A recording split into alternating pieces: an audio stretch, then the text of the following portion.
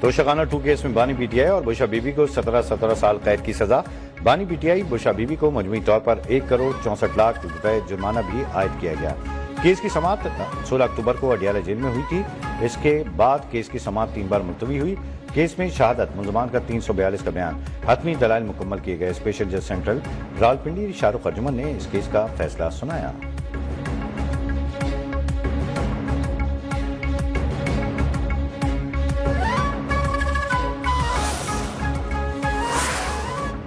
شمالی وزیرستان کے علاقے بویا میں سیکیورٹی فورسز کے کیمپ پر حملے میں 4 خوارج ہلاک۔ پانی کے تبادلے میں وطن کے 4 بہادر جوان بھی جام شہادت نوش کر گئے۔ آئی ایس پی آر کے مطابق فتنہ خوارج کے کیمپ کے حفاظتی حصار کو توڑنے کی کوشش کی، لیکن سیکیورٹی فورسز نے دہشت گردوں کے ناپاک عزائم کو بروقت ناکام بنایا۔ حملہ آور نے بارود سے بھری گاڑی کو بیرونی حفاظت کی دیوار سے ٹکرا دیا۔ قریبی شہری انفراسٹرکچر اور مسجد کی شدید نقصان پہنچا۔ خوارج کے حملے میں بچوں اور خواتین سمیت 15 بے گناہ شہری زخمی بھی ہوئے۔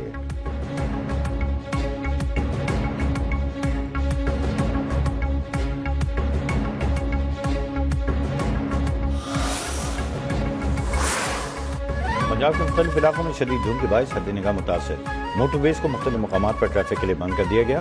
M2 ٹھوکر نیاز بیگ سے اللہ انٹرچینج، M3 فیصپور سے سمندری تک بند، M4 شیرشاہ سے پنڈی بھٹیاں، M5 شیرشاہ سے ظاہر پیر اور M11 لاہور سے سمڑیال تک بند، M5 ظاہر پیر سے روڑی تک گاڑی گاڑیوں کے لیے بند کر دی گئی۔ شدید دھوپ کے باعث قومی شاہراہ پر بھی ٹریفک کی روانی متاثر ہے۔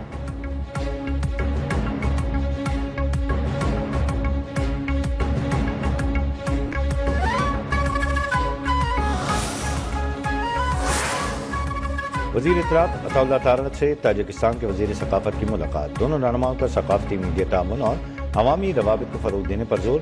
عطا اللہ تارڑ کا کہنا تھا کہ پاک تاجک کلچرل فیسٹیول جیسے پروگرامز دونوں ممالک کے عوام کے درمیان رابطوں اور ثقافتی تعاون کو مزید بڑھانے کے لیے مضبوط بنیاد فراہم کرتے ہیں۔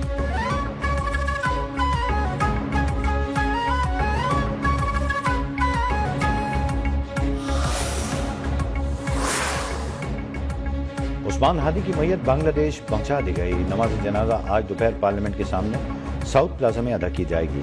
ملک بھر میں پرتشدد مظاہروں کا سلسلہ جاری۔ ڈھاکہ میں مشتعل مظاہرین نے عوامی لیگ اور میڈیا اداروں کے دفاتر کو آگ لگا دی۔ توڑ پھوڑ کر کے اہم سڑکیں بند کر دی گئیں۔ کچھ مقامات پر مظاہرین کی سیکیورٹی فورسز کے ساتھ جھڑپوں کی بھی اطلاعات ہیں۔ مظاہرین کی بھارتی وزیر اعظم نریندر مودی کے خلاف شدید نعرے بازی، حملے کے ذمہ داران کو فوری طور پر انصاف کی کٹہرے میں لانے کا مطالبہ۔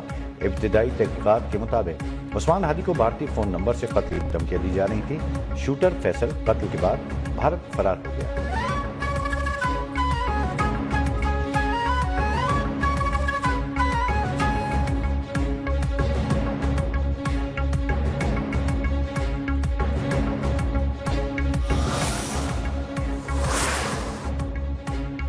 غزہ میں اسرائیلی فوج کی جنگ بندی کے خلاف ورزیاں جاری۔ تازہ حملے میں مزید 6 فلسطینی شہید ہو گئے۔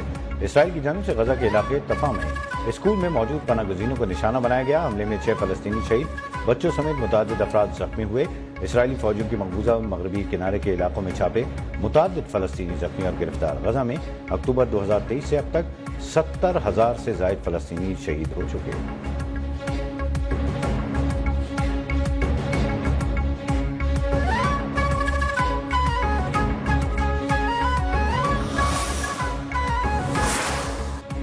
امریکہ کی شام میں داعش کے ٹھکانوں پر شدید فضائی حملے، لڑاکا طیار اور ہیلی کاپٹروں نے وسطی شام میں متعدد اہداف کو نشانہ بنایا۔ کارروائی شام میں امریکی فوجیوں پر ہونے والے حملے کے جواب میں کی گئی۔ امریکی وزیر دفاع پیٹ ہیگسٹ کے مطابق آپریشن ہاکائی اسٹرائیک کا مقصد داعش کے بنیادی ڈھانچے اور ہتھیاروں کی تنصیبات کو ختم کرنا تھا۔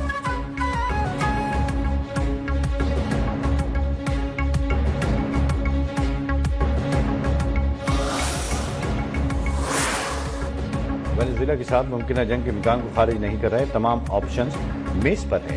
صدر ٹرمپ کا امریکی ٹی وی کو ٹیلی فون انٹرویو، کہا وینزویلا کے قریب آئل ٹینکروں کی مزید ضبطگیاں کی جائیں گی۔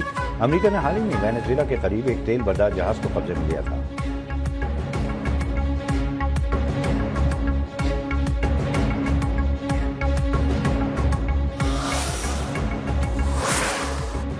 ایشیا کپ انڈر 19 تاج کس کے سر سجے گا؟ فیصلہ کن مارکا کل دبئی میں ہوگا۔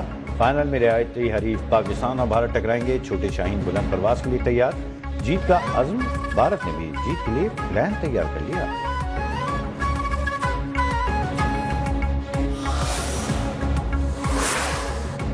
اور شمالی بلوچستان میں موسم سرما کی پہلی بارش، موسم خوشگوار، سردی میں اضافہ، صبح سے چمن سمیت مختلف علاقوں میں ہلکی بارش کا سلسلہ جاری، سرد ہوائیں چلنے لگیں، طویل عرصے بعد بارش سے چمن کے باسیوں کے چہرے کھل اٹھے۔ محکمہ موسمیات کے مطابق بارش کا سلسلہ کل تک جاری رہنے کی توقع ہے۔ کراچی کا مطلع دن بھر میں ابر آلود، رات کو خنک رہنے کا امکان ہے۔